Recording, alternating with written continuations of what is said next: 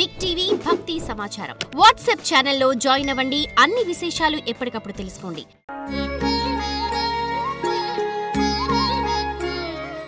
ఓం శాంతి. నమస్తే.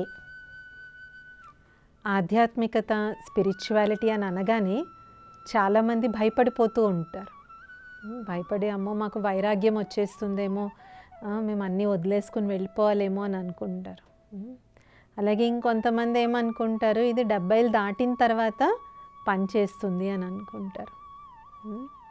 కానీ ఒక ఆశ్చర్యకరమైనటువంటి విషయం ఏంటంటే, ఈ కాలంలో ఆధ్యాత్మికతకు ఎక్కువగా వస్తున్నది యువత. వాళ్ళు ఎక్కువగా స్పిరిచువల్ ఆర్గనైజేషన్స్కి, స్పిరిచువల్ గురువుల దగ్గరికి వెళ్తూ ఉన్నారు. కాబట్టి ఆధ్యాత్మికత వల్ల ఎవరికి ఏ విధమైనటువంటి వైరాగ్యమో సన్యాసమో వచ్చేసేది, అది అంత ఈజీగా రాదు. కానీ ప్రస్తుత సమాజంలో ఆధ్యాత్మికత అనేటువంటిది మూలాధారం. అసలు భారతదేశం యొక్క గొప్పతనమే మన ఆధ్యాత్మికత. అందుకే ఇప్పటికీ కూడా భారతదేశం is the spiritual capital of the world. పాశ్చాత్య దేశాల్లో అపర కుబేరులు లాంటి వాళ్ళు కూడా వాళ్ళ జీవితంలో ఏదైనా సమస్య వచ్చినప్పుడు, వాళ్ళు దేంతో అన్నా సతమతం అవుతున్నప్పుడు వాళ్ళందరూ భారతదేశం వచ్చిన వాళ్ళే. ఒక ఈలాన్ మస్క్ అవ్వచ్చు, ఒక స్టీవ్ జాబ్స్ అవ్వచ్చు, ఒక మార్క్ జకర్బర్గ్ అవ్వచ్చు, ఇలాగ గొప్ప గొప్ప శాస్త్రవేత్తలందరూ కూడా భారతదేశానికి వచ్చినటువంటి వాళ్ళే. ఎందుకంటే ఇక్కడ మనకున్నటువంటి ఆధ్యాత్మిక శక్తి చాలా గొప్పది. చూడండి, ఇంట్లో చిన్న పిల్లవాడు ఉంటాడు, పాకే చిన్న పిల్లవాడు ఉంటాడు. ఆ చిన్న బాబుకి ఎవరూ చెప్పరు, కానీ దేవుడి పటం చూడగానే దండం పెడతారు. వాళ్ళకి ఎవరు చెప్తున్నారు అది దేవుడు, నువ్వు దండం పెట్టాలి అని? ఇంట్లో వాళ్ళు కూడా ఆశ్చర్యపోతారు. అరే మేము ఎవ్వరం చెప్పలేదే, తనంతటి తనే చేశాడు అని ఇంట్లో వాళ్ళు కూడా చాలా ఆశ్చర్యపడిపోతారు. ఇంకా అప్పటి నుంచి ఎక్కడ దేవుడి ఫోటో చూసినా దండం పెడుతూ ఉంటారు. అంటే ఆధ్యాత్మికత అనేటువంటిది భారతీయులకు నరాల్లో ఉన్నటువంటిది. అలాగని చెప్పి పాశ్చాత్య విషయాలు మనం నేర్చుకోకూడదా అంటే కాదు. అభివృద్ధి కొరకు కొత్తదనాన్ని మనం ఎప్పుడూ స్వీకరించాలి. కానీ ఆ కొత్త మోజులో పడి మన యొక్క అస్తిత్వం ఏదైతే ఉందో, మన యొక్క గొప్పతనం ఏదైతే ఉందో దాన్ని మనం పక్కకు పెట్టేసేయకూడదు. ఎందుకంటే చూడండి, ఎంత పెద్ద బిల్డింగ్ పైకి కనిపిస్తుందో అంత లోతు ఫౌండేషన్ తవ్వుతూ ఉంటారు. మనం చూస్తూ ఉంటాం 40 floors 50 floor బిల్డింగ్ కట్టినప్పుడు కింద లోతుకి ఎంత తవ్వుతారు వాళ్ళు. చాలా అండర్ గ్రౌండ్కి వెళ్ళి అక్కడి నుంచి ఫౌండేషన్ వేసుకొని వస్తారు. కానీ నేటి సమాజంలో ప్రాబ్లం ఏంటి అంటే, మనకు అన్నీ చాలా క్విక్గా కావాలి, త్వరగా కావాలి, రిజల్ట్ త్వరగా కావాలి, అన్నీ 2 minutesలో అయిపోవాలి అన్నీ. దానివల్ల ఏమవుతుందంటే పైకి మెరుపులు, కాంతులు చాలా బాగుంటున్నాయి, కానీ దానికి లోతైన పునాది ఉండటం లేదు. లోతైన పునాది అనేటువంటి ఈ ఆధ్యాత్మిక విలువలు మిస్ అవుతున్న వలన సక్సెస్ చాలా లభిస్తుంది, కానీ అది వెర్రి తలకాయల్లాగా పెరుగుతుంది. మనం చూస్తూ ఉంటాము సోషల్ మీడియాలో కొంతమంది చాలా పాపులర్ అవుతారు, కానీ వాళ్ళ గురించి కొన్ని కేసులు వింటూ ఉంటాము. వాళ్ళు ఎలాంటి తప్పులు చేస్తున్నారు, వాళ్ళు ఎలాగ ఇతరులను హింసిస్తున్నారని మనం పేపర్లో చదువుతాం. కానీ వాళ్ళ సోషల్ మీడియాలో చూస్తే వాళ్ళకి చాలా ఫాలోయింగ్ ఉంటుంది.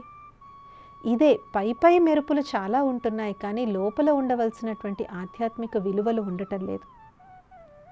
కాబట్టి ఆధ్యాత్మికత అంటే ఫస్ట్ అపోహ తీసేయవలసింది ఏంటంటే, ఇది ఎవరిని కూడా వైరాగ్యులుగా చేసేయదు, కానీ మన యొక్క ఆంతరంగిక విలువలని, మన నైతిక విలువలని బలోపేతంగా చేస్తుంది అంతే. It reinforces hour internal strength. మన యొక్క మానసిక దృఢత్వాన్ని, మన యొక్క పట్టుదలని, మన యొక్క ఆత్మవిశ్వాసాన్ని పెంచుతుంది ఆధ్యాత్మికత. ఎందుకంటే ఆత్మవిశ్వాసం మన మీద మనకి ఎప్పుడు పోతుంది? ఎప్పుడైతే మనలో స్వార్థం, అత్యాశ, ఇలాంటి నెగిటివ్ క్వాలిటీస్ వచ్చినప్పుడే, పక్క వాళ్ళతో పోల్చుకోవడం, ఇలాంటి నెగిటివ్ క్వాలిటీస్ ఎప్పుడైతే మనలో వస్తాయో అప్పుడే మనం ఆత్మవిశ్వాసం కోల్పోతాం. కానీ ఆధ్యాత్మికత మనకి నేర్పించేటువంటి సుందరమైన విలువలేంటి? ఆత్మగౌరవం. అంటే స్వయాన్ని స్వయం ఫస్ట్ గౌరవించుకోవడం, అందరితో ప్రేమగా ఉండడం, క్రమశిక్షణతో ఉండడం, నిజాయితీగా ఉండడం. అయితే మీరు అనుకోవచ్చు, సిస్టర్ ఈ కాలంలో ఇవన్నీ ఎవరికి పనికి వస్తున్నాయండి, వీటితో బతికితే ఈ కాలంలో మనం బతకలేకపోతాము అని. అది కరెక్ట్ కూడా అయి ఉండొచ్చు. కానీ జీవితం అనేటువంటిది 1-2 సంవత్సరాల విషయం కాదు కదా. ఇవాళ మనం ఏదైతే షార్ట్ కట్స్ తీసుకున్నామో దాని యొక్క పర్యవసనం మనం కాకపోతే మన తర్వాత తరం వాళ్ళన్నా అనుభవిస్తారు. అప్పుడు మనం ఏడుస్తాం. కాబట్టి ఆధ్యాత్మికత ఏం చేస్తుంది అంటే మనల్ని ఒక సక్రమమైన మార్గంలో నడిపిస్తుంది అంతే. ఒక పని మనం చేసే ముందు ఇది తప్పా ఇది రైటా అని ఒకసారి మనల్ని ఆలోచింప చేసే విధంగా చేస్తుంది. ఆ ఒక్క ఆలోచన ఉంటే చాలు ఎన్నో తప్పులు చేయడం మనం అవాయిడ్ చేయొచ్చు.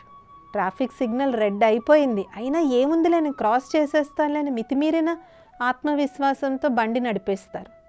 ఆ ఒక్క మిస్టేక్ చాలు ఆ వ్యక్తి ప్రాణానికి, పక్కవాళ్ల ప్రాణానికి జీవితాంతం తీరని నష్టం చేయడానికి.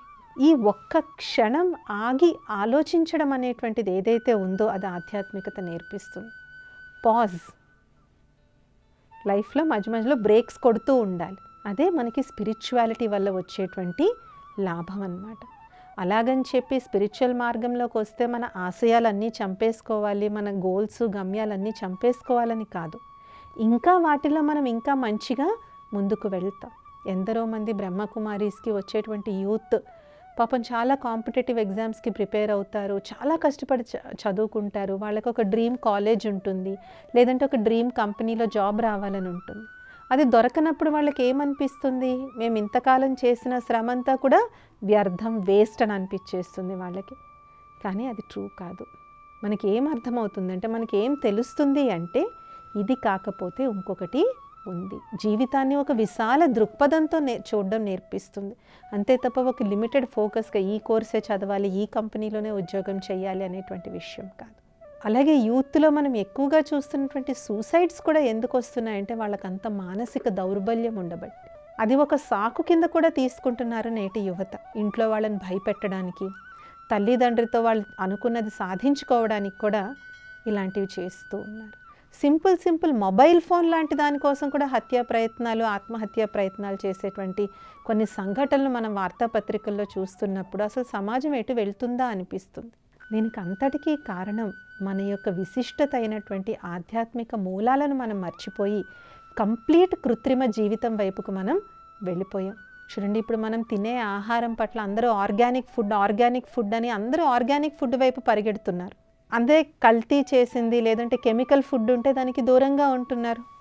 కొంచెం ₹1 ఎక్కువైనా సరే ఆర్గానిక్ ఫుడ్డే కొనుక్కోవడానికి ప్రయత్నిస్తున్నారు. మరి శరీరంలో మనం వేసే ఆహారంలోనే అంత స్వచ్ఛత మనం చూసుకుంటున్నప్పుడు మనసులో వేసే ఆలోచనలు అనేటువంటి ఆహారంలో స్వచ్ఛత లేకపోతే ఏమవుతుంది? మనసు కుళ్ళిపోతుంది. అదే ఇన్ఫీరియారిటీ కాంప్లెక్స్, సెల్ఫ్ కాన్ఫిడెన్స్ కోల్పోవడం, ఇవన్నీ ఎందుకు జరుగుతాయి? మనం ఎంత అయితే మనం శరీరానికి ఇచ్చే ఆహారం పట్ల మనకు అవగాహన ఉంటుందో, కేర్ తీసుకుంటామో, అంతగానే మనసులో వేసేటువంటి సంకల్పాలు అనేటువంటి బీజాలను కూడా మనం అంతే జాగ్రత్తగా నాటాలి. సో ఈ విధమైనటువంటి సకారాత్మకమైనటువంటి, దివ్యమైనటువంటి, ఉన్నతమైనటువంటి ఆలోచన పద్ధతిని నేర్పిస్తుంది ఆధ్యాత్మికత. నెగిటివ్ థింకింగ్, ఓవర్ థింకింగ్ని దూరం చేసి ఫార్వర్డ్ థింకింగ్ అనేటువంటిది మనకి స్పిరిచువాలిటీ వల్ల వస్తుంది. కాబట్టి ఆధ్యాత్మికంగా వెళ్తే మేము ఏదో సన్యాసంలోకి వెళ్ళిపోతామేమో అనేటువంటి భయాన్ని పెట్టుకోవద్దు. మన జీవితం ఇంకా చాలా పాజిటివ్గా ఉంటుంది. దానివల్ల మన ఫ్యామిలీ, మన ఫ్రెండ్స్, మన ఇంట్లో వాళ్ళు, పిల్లలు అందరూ కూడా లాభపడతారనమాట. కాబట్టి మీరు ఏ వయసు వాళ్ళైనా సరే ఆధ్యాత్మికత అనేటువంటి పట్టుకొమ్మని మాత్రం ఎప్పుడూ కూడా వదిలిపెట్టద్దు. వచ్చే ఎపిసోడ్లో ఇంకొక అంశంతో కలుద్దాం. ఓం శాంతి. నమస్తే. For more videos like this, subscribe Big TV channel.